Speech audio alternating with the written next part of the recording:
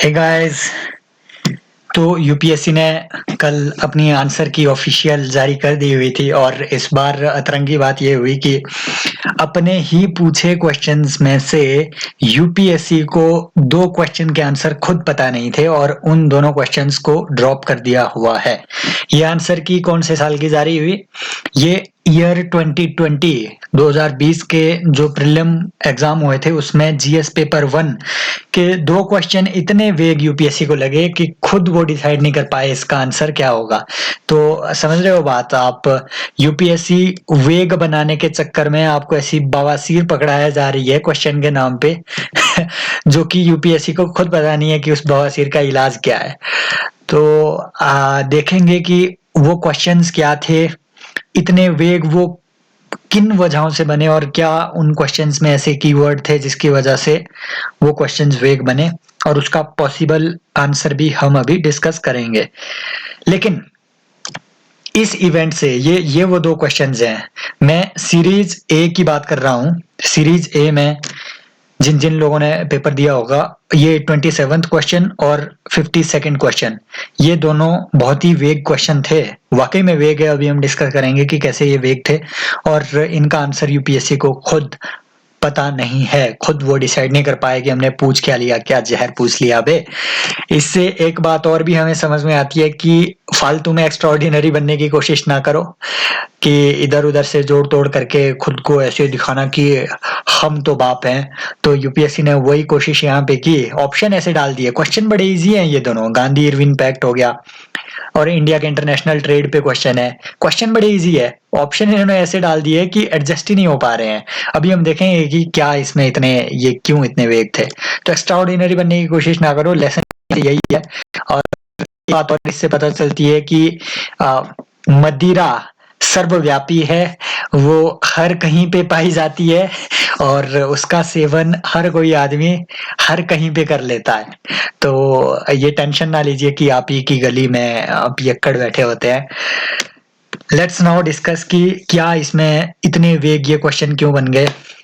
पहला क्वेश्चन ये आया था गांधी इरविन पैक्ट पे कि इनमें से कौन कौन सी टर्म्स एंड कंडीशंस थी जो कि गांधी इरविन पैक्ट में इंक्लूड की गई थी। तो इसके देखिए यहाँ ऑप्शन दिए हुए हैं कि कांग्रेस को इनविटेशन दिया गया राउंड टेबल कॉन्फ्रेंस में। बिल्कुल, ये तो बिल्कुल करेक्ट है, जिनको भी पता होगा। तो ये दोनों ऑप्शंस तो ऑलरेडी एलिमिनेट हो जाती है, सी और डी ऑप्शंस। ठीक है। और दूसरा, अब आते हैं ऑप्शन नंबर 2 में, withdrawal of ordinances promulgated in connection with civil disobedience movement.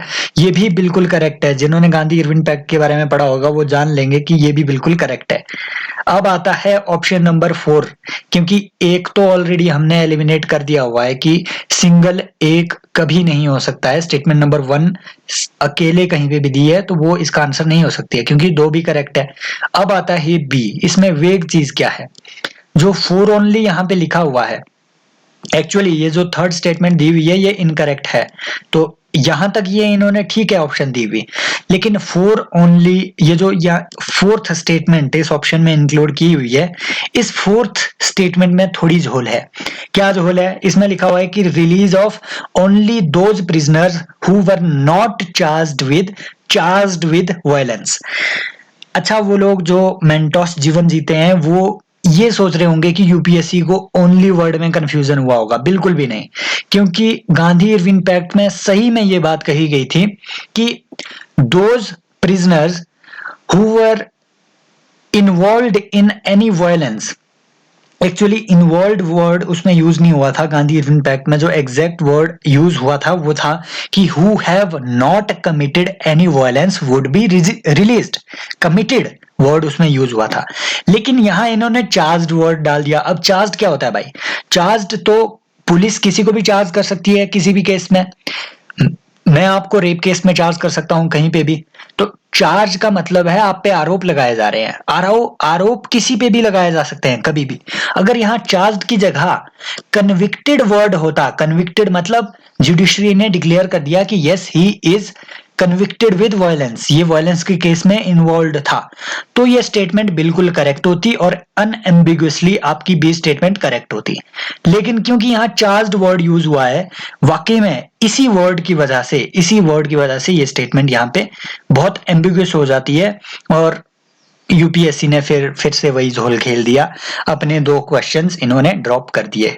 ऐसा कई बार हुआ है, पहली बार नहीं हुआ है, राइट। लेकिन पिछले कई सालों में जितना मुझे याद है ये पहली बार ऐसा मामला आया है। दूसरा क्वेश्चन आता है कि with reference to India's international trade, इनके बारे में ये यहाँ पे स्टेटमेंट दी हुई है। पहली स्टेटमेंट बोल रही है कि इंडिया के merchandise exports are less than its merchandise imports. ये बात बिल्कुल सही है। आपको पता है कि इंडिया जितनी गुड्स की बात हो रही है, गुड्स, सर्विसेज नहीं। इंडिया जितनी गुड्स एक्सपोर्ट करता है उससे ज्यादा वो इंपोर्ट करता है। इसी वजह से तो इंडिया का डेफिसिट भी है, ट्रेड डेफिसिट भी इसी वजह से है कि हमारा मैन्युफैक्चरिंग सेक्टर स्ट्रांग नहीं है, इसलिए हमें इंपोर्ट करना पड़ता है। तो स्टेटमेंट 1 बिल्कुल सही है और बी और सी ऑप्शन इसी वजह से हम पहले एलिमिनेट कर देंगे। अब आते हैं स्टेटमेंट 2 पे। India's imports of iron and steel chemicals, और इसी स्टेटमेंट की वजह से ये एम्बिगुअस भी हो जाता है क्वेश्चन, इसको हम बाद में डिस्कस करेंगे। थर्ड स्टेटमेंट पे आते हैं। बिल्कुल ये सही बात है कि सर्विसेज सेक्टर में इंडिया बहुत स्ट्रांग है और इंडिया जो सर्विसेज एक्सपोर्ट करता है they are more than India's imports of services. तो ये थर्ड स्टेटमेंट बिल्कुल करेक्ट है। फोर्थ भी बिल्कुल करेक्ट है क्योंकि ओवरऑल तो इंडिया का जो ट्रेड या करंट अकाउंट डेफिसिट है वो इंडिया तो डेफिसिट में जा रहा है। आपको पता है 70 to 80 बिलियन डॉलर का डेफिसिट यूजुअली ओवरऑल इंडिया में रहता है। पिछले साल इंडिया सरप्लस में था, सिर्फ 1 साल में सरप्लस में था। लेकिन क्योंकि ये 2020 में पूछा हुआ क्वेश्चन है तो जाहिर सी बात है लास्ट फाइनेंशियल ईयर इसमें 2019 और 20 की कंसिडर की जाएगी। तो उस लिहाज से स्टेटमेंट 4 भी करेक्ट हो जाती है। और इन तीनों स्टेटमेंट को करेक्ट माने तो आपका डी ऑप्शन करेक्ट होना चाहिए। बट सर स्टेटमेंट 2 भी करेक्ट है। यूपीएससी का पता नहीं कहां उस टाइम दिमाग था जब ये ऑप्शन इसमें दिए हुए। स्टेटमेंट 2 भी करेक्ट है क्योंकि मैंने लास्ट ईयर की इकोनॉमिक सर्वे में पढ़ा हुआ है कि इंडिया के जो iron, steel, chemical, fertilizers, machinery वगैरह ये क्या चीजें हैं, they are capital goods. Machinery capital good में आती है। स्टील वगैरह से, हालांकि ये डायरेक्टली कैपिटल गुड नहीं है स्टील, लेकिन फिर भी स्टील का उपयोग हम मशीनरी बनाने में करते हैं तो it is a capital good. Fertilizer it is also a capital good to certain extent, क्योंकि फर्टिलाइजर का यूज हम प्रोडक्शन में कर रहे हैं। तो जिन जिन चीजों का यूज हम प्रोडक्शन में करते हैं उन्हें हम कहते हैं कैपिटल गुड्स। और कैपिटल गुड्स का जो इंपोर्ट है इंडिया का वो बहुत कम हुआ है। इसी वजह से इंडिया की जीडीपी भी डिक्लाइन में आ रही है क्योंकि जिन चीजों से हमने प्रोड्यूस करना है उनका हम इंपोर्ट ही नहीं कर रहे हैं। इसका मतलब प्रोडक्शन वाली चीजों का जब हम इंपोर्ट नहीं कर रहे हैं, इसका मतलब ये है कि हमारी प्रोडक्शन भी कम होगी, हमारी जीडीपी कम होगी। तो ये एक बड़ा सिग्नल हम मान रहे थे लास्ट ईयर के इकोनॉमिक सर्वे में ये बात लिखी गई थी। ये एक बड़ा संकेत था कि इंडिया की जो जीडीपी ग्रोथ है वो डिक्लाइन कर रही है। तो स्टेटमेंट 2 भी करेक्ट है, लेकिन यहां कोई भी ऐसा ऑप्शन नहीं दिया गया जिसमें 1, 2, 3, 4 स्टेटमेंट करेक्ट बताई गई हो। यहीं से एम्बिगुअस बन जाता है। बिल्कुल इजी से क्वेश्चन थे बट पता नहीं यूपीएससी को क्या ऐसी लगी हुई थी कि कंफ्यूज करना है लोगों को, ये चुल मची होती है ना कईयों को, तो उस चक्कर में कई लोग पैनिक कर गए होंगे। खैर पैनिक करने वाले के लिए ये फील्ड भी नहीं है, लेकिन फिर भी हमें लेसन यही लेना है कि फालतू में एक्स्ट्राऑर्डिनरी ना बने, एकदम बढ़िया जनरल सा अपना परसेप्शन रखें और कॉमन सेंस से जो भी आपके सॉल्व होते हैं उनको सॉल्व करते जाएं। जो आपसे सॉल्व नहीं हो रहे हैं भरोसा मानिए यूपीएससी भी उसको अच्छे से सॉल्व नहीं कर पाएगा इस तरीके से जैसे कि क्वेश्चन आ रहे हैं। 2021 में भी ऐसे ही बहुत सारे ऐसे अनएम्बिगुअस क्वेश्चन पूछे गए थे, एम्बिगुअस क्वेश्चन पूछे गए थे। तो अगले साल हो सकता है नंबर ऑफ आइटम्स ड्रॉप्ड 2 से बढ़ के 5 या 6 भी हो सके। तो ऐसे बड़े सारे डिस्प्यूटेड क्वेश्चन इस साल भी थे। Let's see. बाकी सब्सक्राइब कीजिए चैनल को, बिल्कुल सब्सक्राइब कीजिए अभी। और हमारे यहाँ पे एथिक्स का भी एक फ्री कोर्स चल रहा है। बाकी भी यूपीएससी से रिलेटेड इन्फॉर्मेशन लेने के लिए और एजुकेशन मटेरियल, अगर आपको स्टडी मटेरियल फ्री में चाहिए, अच्छी क्लासेस, क्वालिटी मटेरियल, तो सब्सक्राइब कीजिए चैनल को। Thank you so much. हमारे एफर्ट्स हमेशा ऐसे ही आपके लिए काम करने के होते रहेंगे। Thank you.